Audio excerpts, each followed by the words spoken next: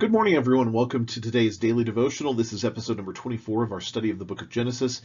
We are in Genesis chapter 13. We are covering verses 1 through 13 here for our study this morning. We have been following the story of Abram, the beginning of that story and that relationship that he had with God. We saw God lead him into the promised land, where it is the land of Canaan, the place where God was going to provide for him. A famine came on the land, and instead of trusting in God and God's provision, he left that land with his family, went south, went into the area of Egypt. The time in Egypt was really a wasted time. It was a time where he learned how to lie, he learned how to disobey, and really caused a tremendous amount of trouble in his life and the life of his wife Sarai. Chapter 13, he's going to come back to the land of Canaan, the land that he was previously at. So let's walk through Genesis 13, verses 1 through 13 together as we keep studying through the book of Genesis. So let's look at this together. Then Abram went up from Egypt, he and his wife, and all that he had, and Lot with him, to the south.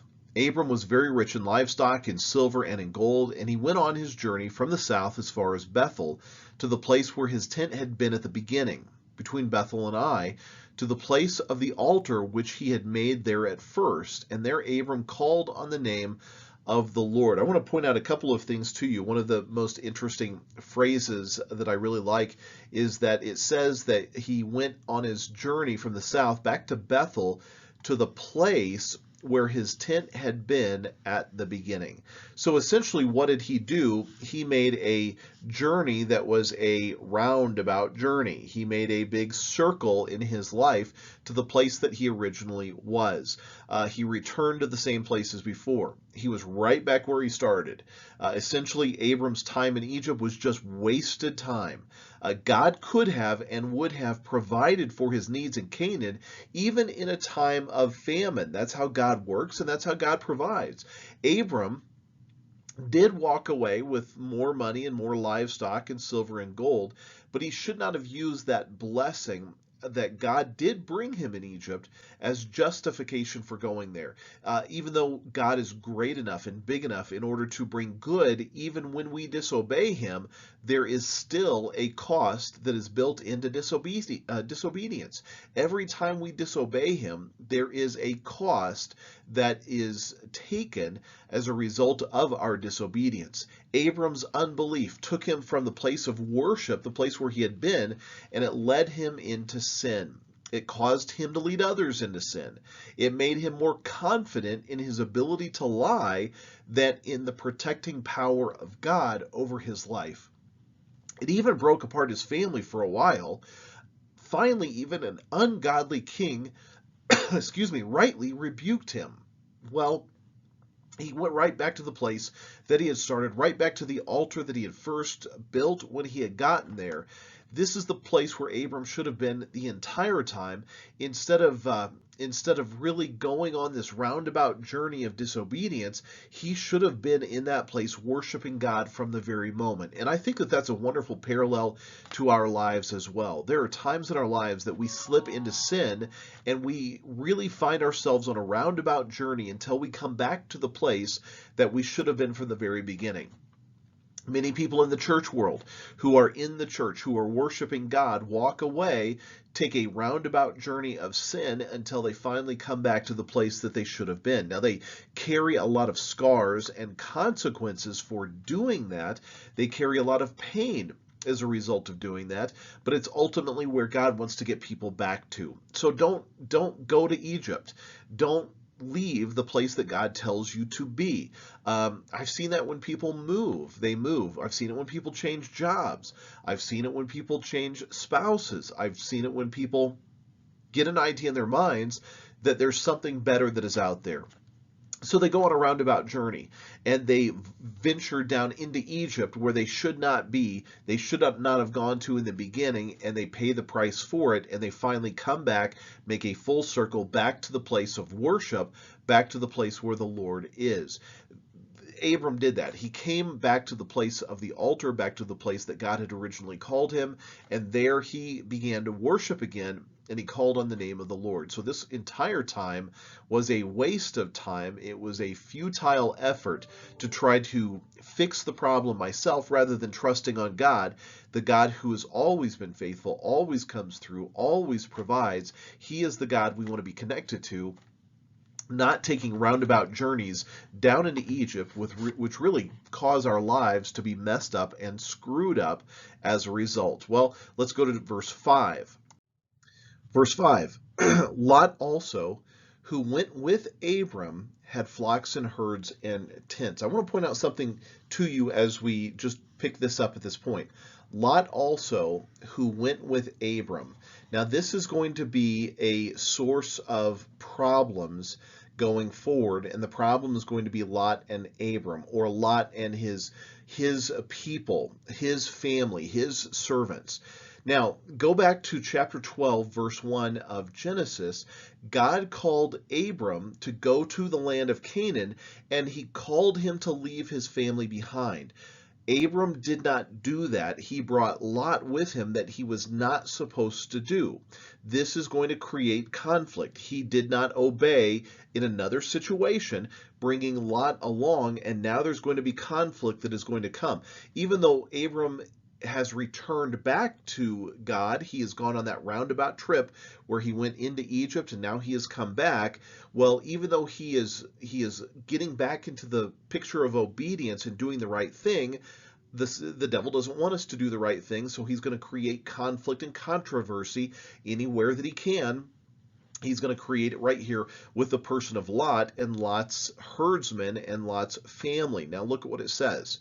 Now Lot also, who went with Abram, he had flocks and herds and tents. Now we already know that Abram had great herds and flocks, and he had gold and silver. Now we see that Lot has the same thing. He has a lot of possessions as well.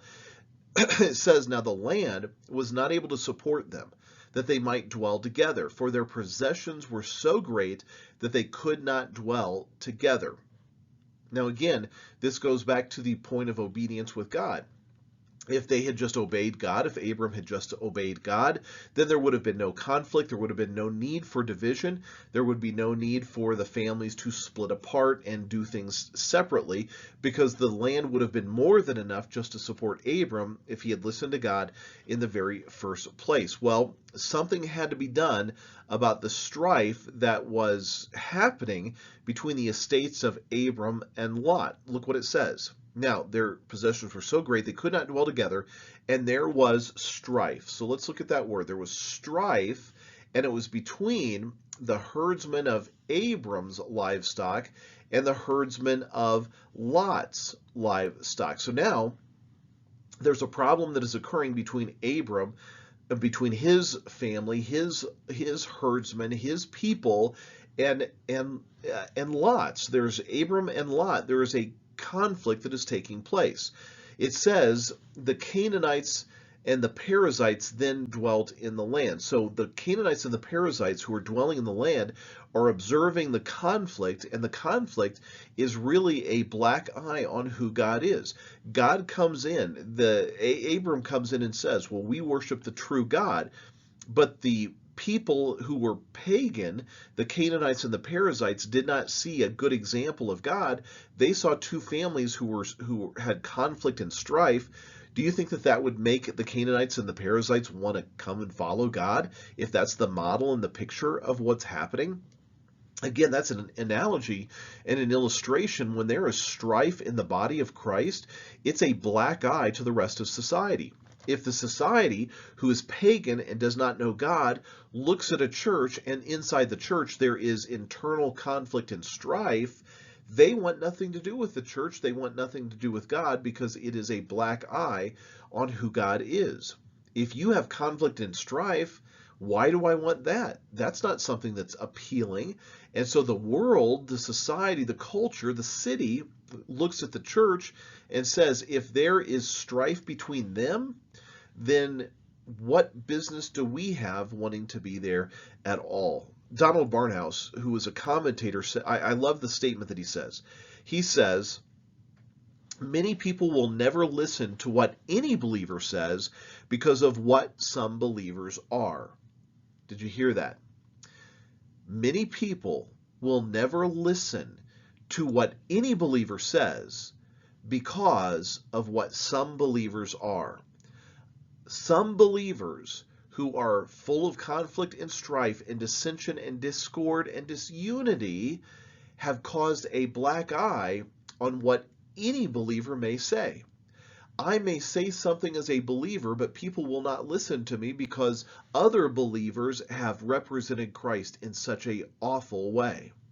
We have to be very careful in the body of Christ to let God lead and God love and God fix our hearts so that we don't have the internal strife within the family of God. Now, there was internal strife within this family, the family of Abram.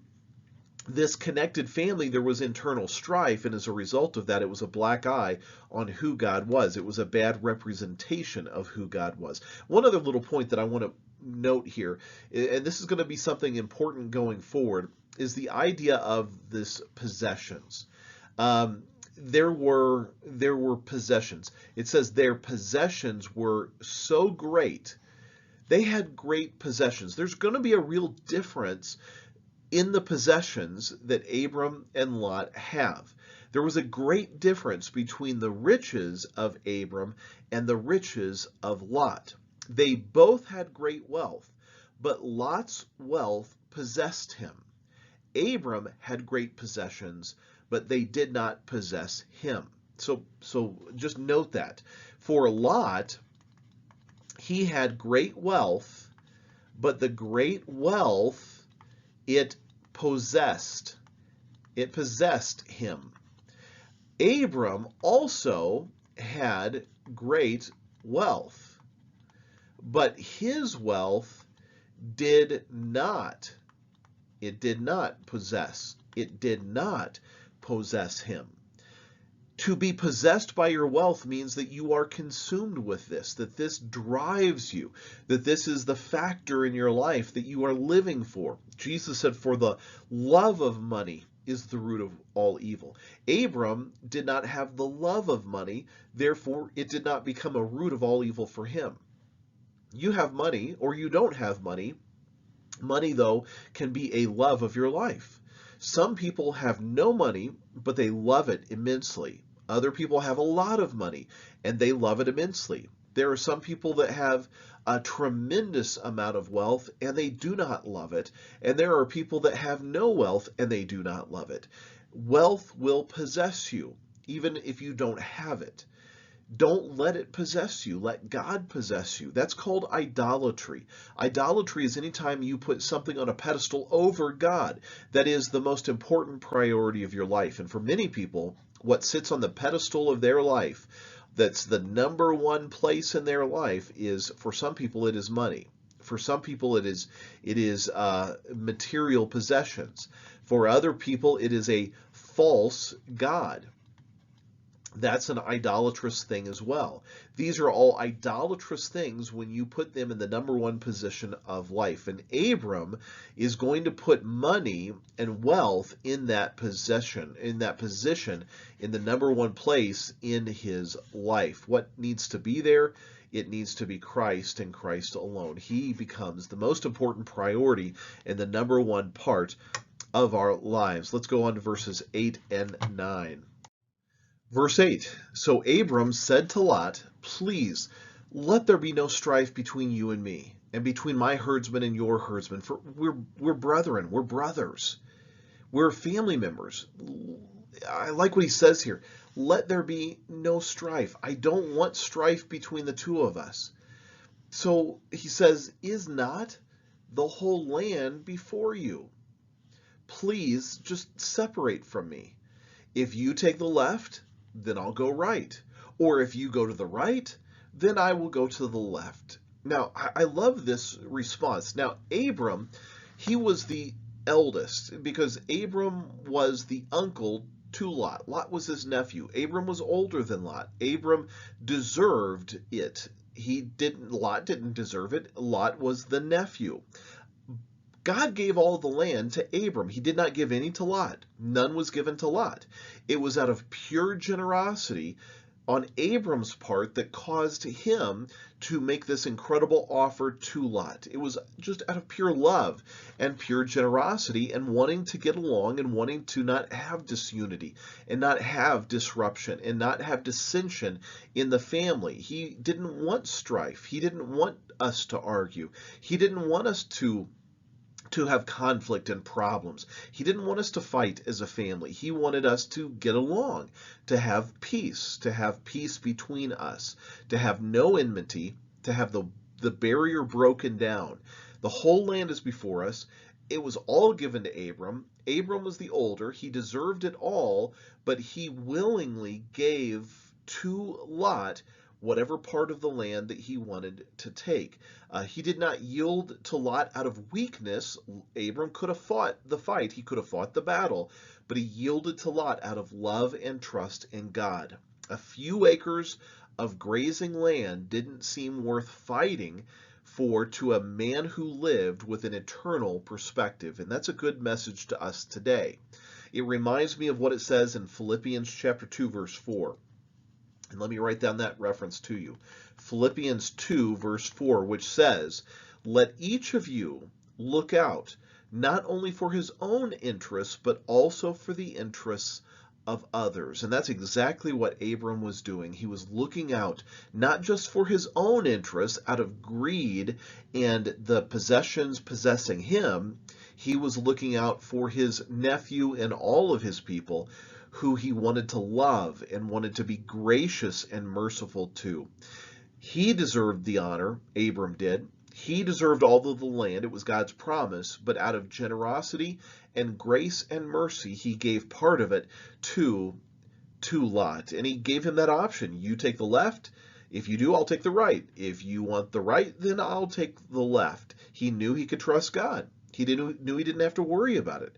He did it because he learned that God would provide for his needs. And he will demonstrate this much later, that he will be to him the Yahweh Yireh, which means the God who sees and the God who provides. He sees and he provides. When he sees your faithfulness, he provides for your life. And he knows and he can trust that God will provide. In Egypt, even when he did this little roundabout journey, Abram thought he had to take fate into his own hands, and he had to look out for himself.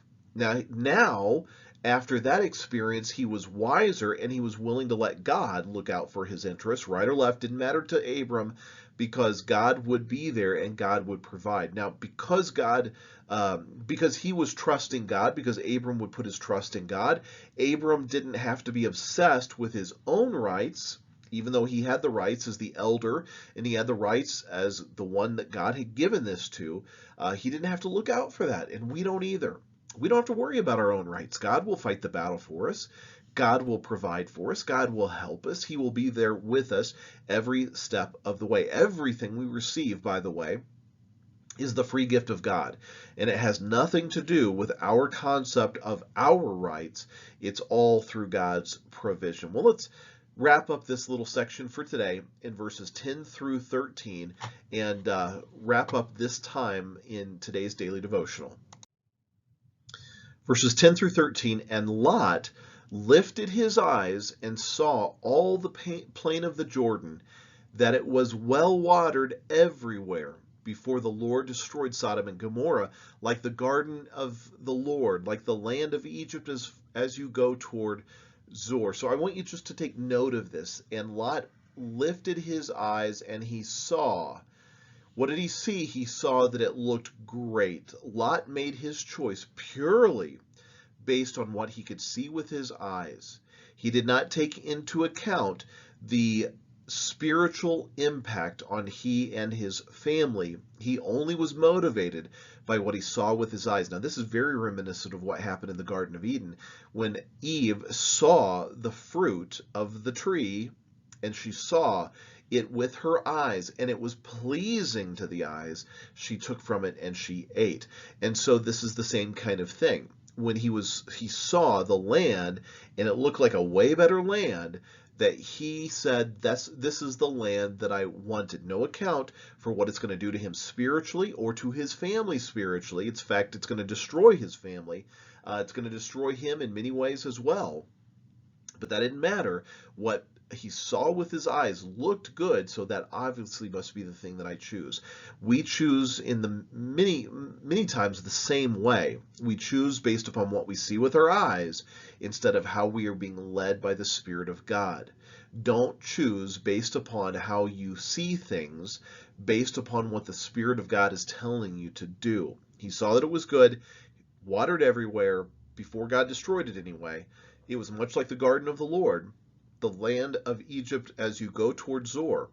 Then Lot chose for himself all of the plain of the Jordan, and Lot journeyed east, and they separated from each other.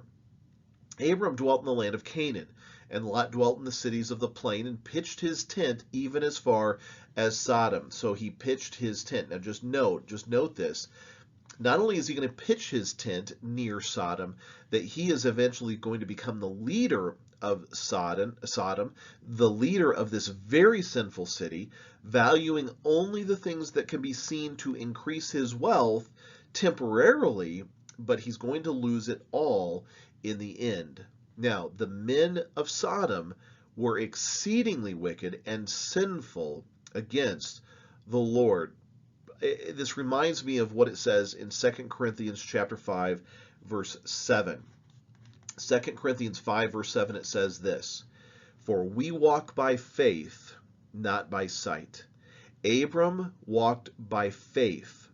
You take the left or the right, whichever you choose. I will take the other. God will provide. I will trust in him." That's walking by faith. Lot walked only by sight. He looked, he saw, and that's what he wanted because he knew that this will increase his wealth. This looking by sight rather than by faith is going to cost Lot everything because the place where he is going is exceedingly wicked and sinful against the Lord, so much so that the Lord is eventually going to destroy it, and he's going to destroy much, if not all, of Lot's possessions and much, if not most, of his family as well. Lot probably thought, well, I can just minister to them. I'll just bring God's grace to them. But that's not the way it works. He is going to be more affected by the culture than he will ever affect the culture. And we're going to see that as we keep going forward. I would encourage you to be the person who, like Paul says in 2 Corinthians 5:7, walks by faith, not by sight. Do not be motivated by what you can see. Be motivated by faith and obedience in Christ and Christ alone. Abram learned a great lesson by going to Egypt. He learned a great lesson through his lies and deceit and through his trusting in his own abilities. He learned what it really meant to trust in God, to have faith and believe in him and walk with him every day of his life. And it will affect him as we go forward. Lot, on the other hand, learned to be more selfish, more materialistic, more walking by sight, rather than walking by faith. What kind of person are you? Are you a person who walks by faith, or are you a person who walks by sight? I hope that you're a person who chooses to walk by faith. Well, that's all for today. Thanks for joining me, and I'll see you back here next time as we get into chapter 13, starting in verse 14, as we keep following the exploits of Abram and Lot, as God is going to confirm his promise to Abram. See you then.